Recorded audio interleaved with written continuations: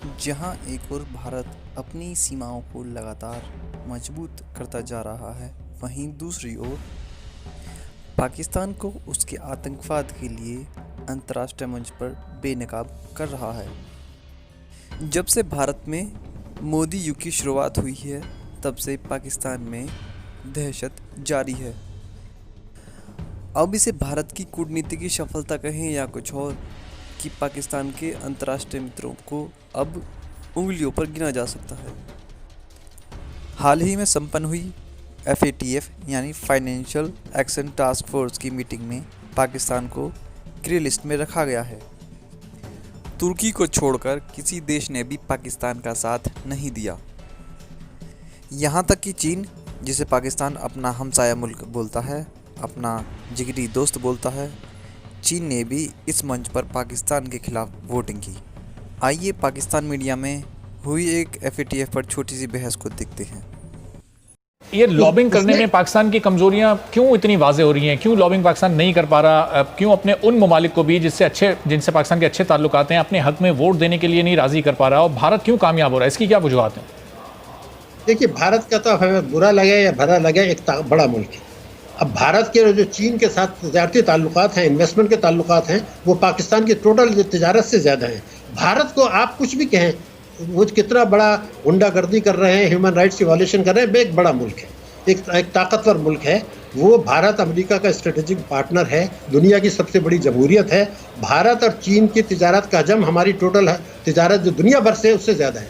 तो जब एक बड़ा मुल्क, हमारी मईशत अगर मजबूत हो जाएगी, हमारे पास भी वसाइल हैं, हम भी सियासत से निकले, तो हमारा भी असर रसूख होगा। अब बदकिस्मती से सही मानों में चाइना के अलावा हमारा कोई बड़ा सपोर्टर नहीं है, मगर चाइना भी अब अपने आप को एक रेस्पॉन्सिबल मुल्क पेश कर रहा है। एक हद से ये ग्रे लिस्ट में रहने से क्या पाकिस्तान की ओवरऑल मईशत पर या पाकिस्तान की खासतौर पर एक्सपोर्ट्स पर कोई फ़र्क पड़ सकता है? क्या पाकिस्तान के ताल्लुकात कुछ ममालिक से मुतासर हो सकते हैं? ऐसी सिचुएशन पैदा हो सकती है कि पाकिस्तान की मईशत को इसका धचका लगे?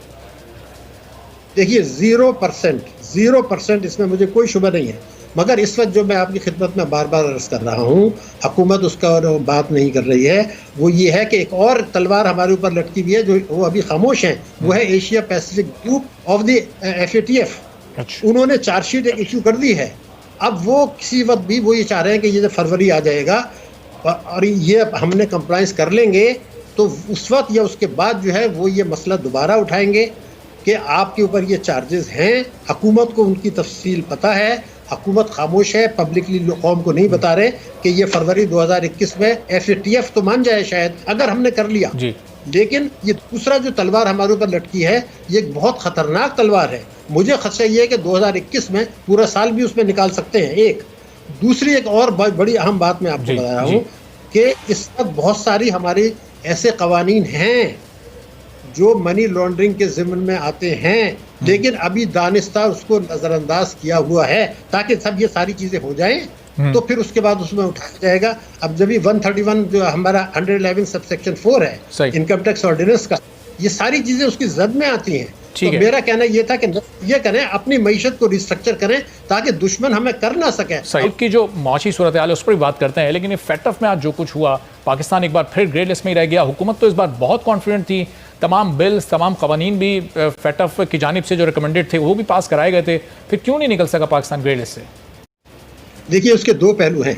पहली बात ये थी कि अब से कई हफ्ते पहले एक से ज़्यादा मरतबा मैंने वॉइस ऑफ अमेरिका पर ये कहा था कि पाकिस्तान ग्रे लिस्ट में रहेगा, और पाकिस्तान में भी मुताबिक मरतबा कहा था। अभी हुकूमत जो सियासी बयानात देती है उसकी कोई अहमियत नहीं होती। जब आप मुकम्मल तौर पर उस पर अमल दरामद नहीं कर रहे तो एक जवाब तो बनता है, नंबर एक। मगर इसमें सियासत बहुत ज़्यादा हुई है और हम उसमें नाकाम रहे। भारत जो है वो एक पावरफुल कंट्री है, बड़ा कंट्री है, उसका बड़ा इन्फ्लुएंस है।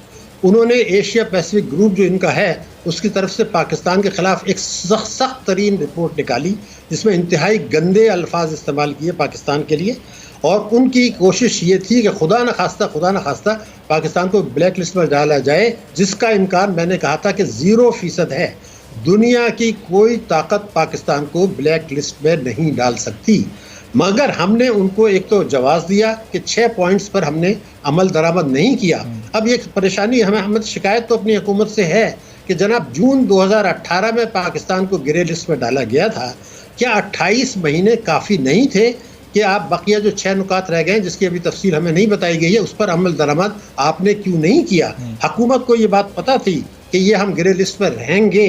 अब वो सियासी बयान देते रहे। जैसे मैंने कहा कि मैंने तो मुतअद्दिद मरतबा लिखा भी है, अखबारात में भी आया, चैनल्स पर भी आया, इंटरनेशनल मीडिया में भी कहा कि हम एक्सटेंड हो जाएंगे, लेकिन भारत नाकाम होगा कि वो हमें ब्लैक लिस्ट पर डाल दे। एक तो ये चीज़ है। दूसरे कि इसमें हम कितनी परेशानी की कोई बात नहीं है।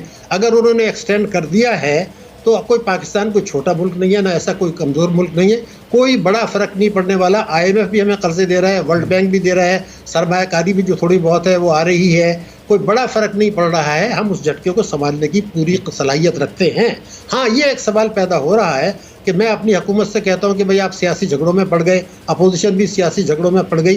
खुदा के लिए ये एक चीज़ है, इसमें एक साहब को आप अलग जिम्मेदारी डाल दें, वो एक एक पॉइंट्स पर रिपोर्ट पेश करें, प्राइम मिनिस्टर को रिपोर्ट पेश करें, वो मुकम्मल अमल दरामद करें। टेरर फाइनेंसिंग वाले बिल भी पास करा लिए गए, जो मनी लॉन्ड्रिंग वाले बिल थे उनको भी पास करवा लिया गया। फिर ये वजह क्या बनी? क्या इस वक्त जो मुल्क की अंदरूनी दाखिली सूरत हाल है, ये तहरीक चल रही है हुकूमत के खिलाफ, क्या इसको भी देखा गया होगा? क्या इस पर भी नज़र रखी गई होगी कि किस तरह के बयानात इस वक्त मियाँ साहब की तरफ से, अपोजिशन जमातों की तरफ से आ रहे हैं? क्या ये फैक्टर्स भी इसमें काबिल गौर होते हैं? नहीं, ये उनका जुरिस्डिक्शन नहीं है, वो नहीं कर सकते इसके अंदर। देखिए इसमें क्या, मैंने जैसे आपसे कहा ना कि हमारी भी अपने लॉबिंग हम करते नहीं हैं। अभी आपने 4-5 दिन पहले खबर पढ़ी होगी, हुकूमत पाकिस्तान ने एक फर्म हायर किया अमेरिका में लॉबिंग करने के लिए ट्रंप एडमिनिस्ट्रेशन को कि पाकिस्तान को ग्रे लिस्ट से निकाला जाए। अब यह काम तो बहुत पहले करने का था ना। हमें अपने दोस्त ममालिक के साथ बहुत पहले बात करनी चाहिए थी कि वो पाकिस्तान की मदद करें इसमें। और लेकिन 6 पॉइंट्स हमारे रहते हैं, अभी उसकी डिटेल्स ये देंगे। ऐसा नहीं है कि हमने फुल्ली कंप्लाइंट नहीं है, हमें भी पता था कि फुल्ली कंप्लाइंट नहीं है, जिसके बेसिस पे मैंने कहा था, जैसे आपसे कहा ना 4-5 हफ्ते पहले मैंने कह दिया था कि हम ग्रे लिस्ट में रहेंगे।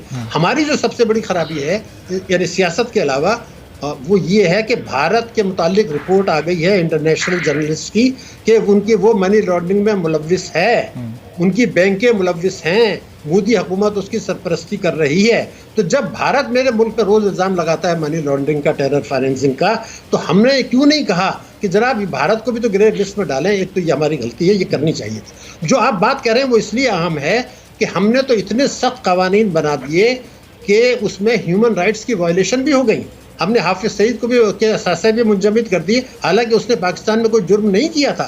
मैं आपको बता रहा हूँ कि बैंकों के लोग, मुझे डिपॉजिटर्स ये आके कहते हैं कि बैंक वाले हमसे अब ऐसे सवाल कर रहे हैं जायज़ पैसे के लिए कि जैसे मैं कोई चोर हूँ। यानी हुकूमत ने पूरी कोशिश की ईमानदारी से, कुछ मामलात में स्टेट बैंक ने पूरी कोशिश की, SECP ने पूरी कोशिश की, कुछ की तरफ तवज्जो नहीं की, कुछ पे ज़्यादा सख्त कर दिया। अपोजिशन को भी उन्होंने मनाया, कानून भी पास कराए, मगर बहरहाल 6 पॉइंट्स को आपने अमल दरामद ना करके अपनी कमज़ोरी उनके साथ रख दी, वहाँ सियासत हुई। लेकिन मैं जिस खतरा की तरफ आपकी तरफ इशारा करना चाह रहा हूँ कि ये खतरा खाली अभी फरवरी में ख़त्म नहीं होगा, इसलिए कि मैं आपको बता रहा हूँ कि एशिया पैसिफिक ग्रुप एक और है, वो अभी बात नहीं कर रहा है, उसमें 41 ममालिक हैं जिसका भारत वाइस चेयरमैन है।